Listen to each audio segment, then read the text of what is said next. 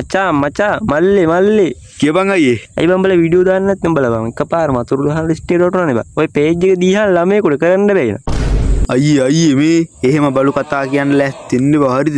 ඔයා දන්නේ නැනේ සීන් එක. අනේ නිකන් ඵලයන් බම්මල් යන්න බලට නිකන් හැමදාම එක සීන් එක වීඩියෝ දාන්න ගියා. අයියේ තප්පර 4ට 100ට යනවා කිව්වට මම හිතුවේ නෑ ඌ එහෙමයි කියලා. ඔයාට කියන්න අයියේ වාසනාවට මගේ එක අතක් වැඩ. නකෝ ඔයා දන්නේ නැනේ සීන් එක කියලා ඉවරලා ඔය මොන හුත්තක්ද ඔය කියවන්නේ. උඹ නිකන් අයියේ මැද්දෙන් පැනලා දෙන්න හදනවනේ පොඩ්ඩක් ඉඳන් මේ සීන් එකට එන්ටර් වෙන්න යන්නේ. එන්ටර් වෙවේ දැන් උඹ මගෙන් කන්ටර් තමයි හදන්නේ. අදාළ දේ නැතුව මගුලවල් කියනවා.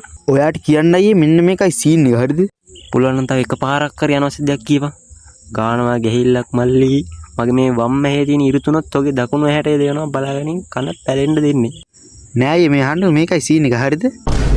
උඹ දන්නවනේ අයියා අර මාත් එක්ක වීඩියෝ කරන අනිත් කොල්ලා. උගේ කෑල්ල බලන් දැද්දි ඌ වෙන සතුටෙන් ඉඳි අයියා හරිද? ඒත් ඔයාට කියන්න ඌ වෙද්දි නිකන් මූණ අවුල් ගිහිල්ලා මේ නිකන් මූණ පාච්ච වෙලා නිකන් රෙවිච්ච ගතියකුත් තිබ්බා.